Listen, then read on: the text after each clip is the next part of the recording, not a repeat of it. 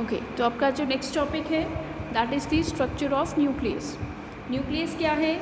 ये granular material है which is present in the centre of animal cell. अगर animal cell की बात कर रहे हैं तो उसके सेंटर में, और प्लांट सेल की बात कर रहे हैं तो कॉर्नर्स में मिलेगा आपको। ठीक है, न्यूक्लियस के पास क्या प्रेजेंट होती है? डबल मेम्ब्रेन कवरिंग है जिसे हम कहते हैं न्यूक्लियर मेम्ब्रेन।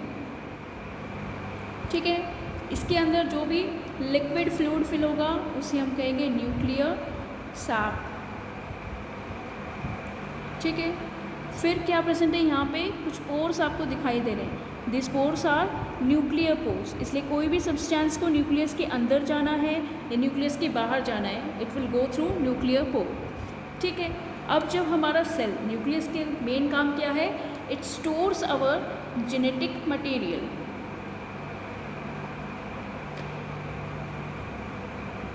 ठीक है, अब यहाँ जो है हमारा जेनेटिक मटेरियल डीएनए है, तो डीएनए इनसाइड द न्यूक्लियस जब हमारे सेल्स डिवाइड नहीं कर रहे हैं, it will appear in the form of thread like structure. तो ये जो थ्रेड लाइक स्ट्रक्चर के फॉर्म में अपीयर करेगा, इसे हम कहते हैं क्रोमेटिन।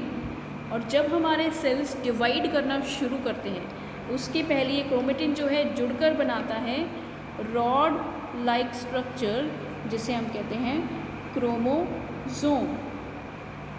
इस क्रोमोसोम को अगर हम खोल दें, we will able to see such kind of structure.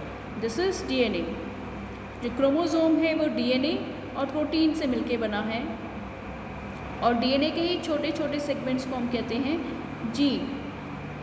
यही है डीएनए कह लो चाहे क्रोमोसोम कह लो, यही है एक ऑर्गेनिज्म से नेक्स्ट ऑर्गेनिज्म में जाते हैं। They plays an important role in reproduction because जितनी भी कैरेक्टर्स की इन्फॉर्मेशन इस डीएनए के पास होती है वो पेरेंट्स इन अगले जनरेशन में जाएगी, जिसके कारण जो बच्चे हैं वो अपने पेरेंट्स के सिमिलर होते हैं बिकॉज ऑफ दिस डीएनए। ठीक है, तो ये न्यूक्लियस का स्ट्रक्चर है। न्यूक्लियस क्या है? ये जेनेटिक मटेरियल को स्टोर करता है। क्योंकि इसके पास जेनेटिक मटेरियल है, it plays an important role in cellular reproduction. ठीक है, और control centre of the cell होता है क्योंकि ये सारे सेल की एक्टिविटीज़ को रेगुलेट करता है। ठीक है, इसके बाद जो नेक्स्ट टॉपिक आपका आएगा that is your cell organs या ऑर्गन्स ऑफ द सेल। जैसे हमारी बॉडी में बॉडी पार्ट्स होते हैं, डिफरेंट ऑर्गन्स होते हैं, वैसे हमारी बॉडी में सेल ऑर्गेनल्स होते हैं। हर एक सेल के पास डिफरेंट ऑर्गन्स जो अलग अलग फंक्शंस परफॉर्म करेंगे। ठीक है, अब ये जो सेल ऑर्गेनल्स हैं मेनली आपको 6 कैटेगरीज पढ़नी है, जिसमें आता है सबसे पहले ER, फिर आएगा गोल्गी बॉडी, देन लाइसोसोम, उसके बाद माइटोकॉन्ड्रिया,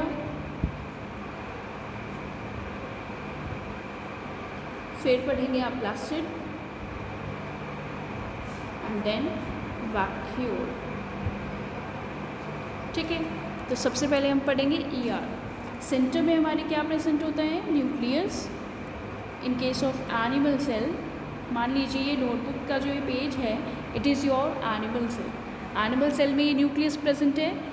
ER सबसे पहला हम पढ़ रहे हैं एंडोप्लाज्मिक रेटिकुलम। इसका जो फुल फॉर्म है दैट इज़ एंडोप्लाज्मिक रेटिकुलम। ठीक है, तो रेटिकुलम का मतलब होता है network, plasma, cytoplasm, endo, cytoplasm के अंदर जो नेटवर्क का अपीयरेंस में प्रेजेंट हो that is known as ER। ER जो है वो किसकी कंटिन्यूएशन में प्रेजेंट होता है? With the nuclear sap.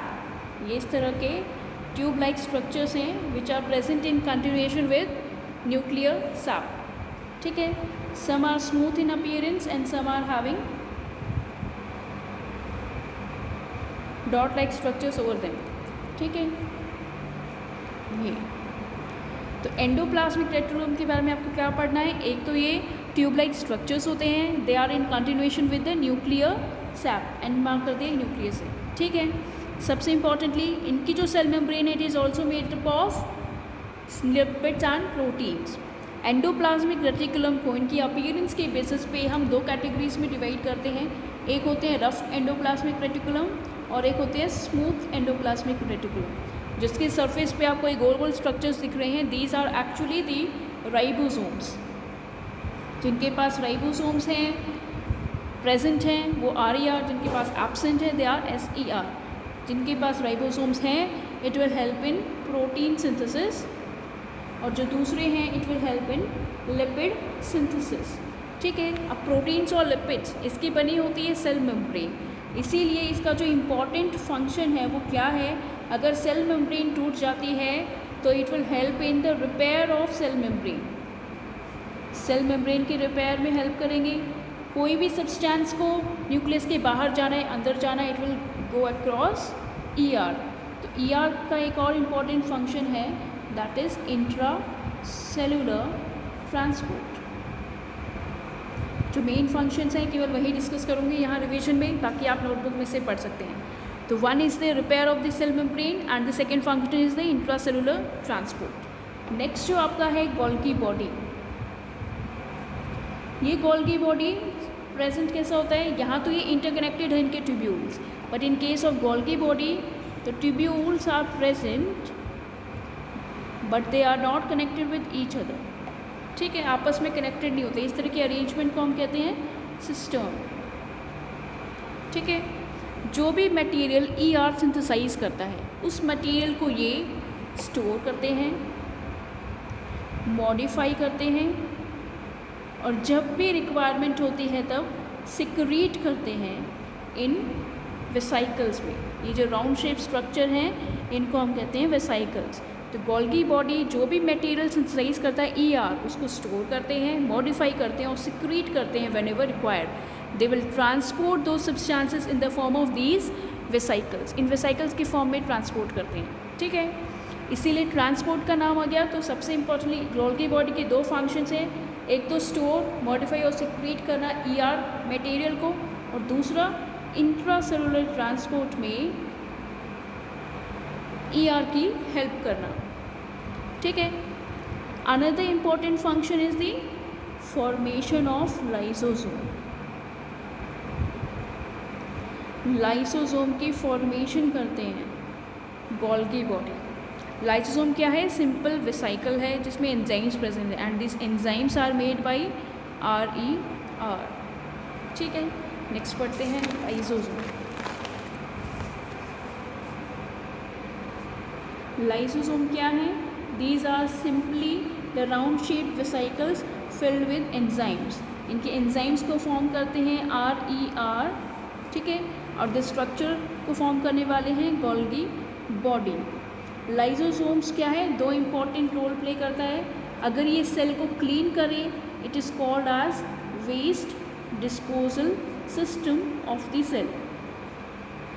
ठीक है, और अगर टेंशन में हो ड्यूरिंग स्ट्रेस कंडीशंस, क्लास में कोई टीचर जम के तमाचा मारे किसी के गाल पे, in that condition your cells will become in stress, वो स्ट्रेस में आ जाएंगे जिसके कारण क्या है वो टूट सकते हैं, प्लाज्मा मेम्ब्रेन रप्चर हो सकती है। सो इन दैट कंडीशन डिस्ट्रेस में क्या होगा, लाइसोसोम्स जो हैं वो बर्स्ट हो जाएंगे, बर्स्ट होंगे तो अपना एंजाइम रिलीज़ करेंगे और अपने ही सेल को खा जाएंगे। That's why the lysosomes are also considered as suicide bags. ठीक है, ये लाइसोसोम्स के बारे में। अगर क्लीन करें तो waste disposal system of the cell, और अगर ये आपको स्ट्रेस कंडीशन में बर्स्ट हो जाते हैं they will behave like suicide bags.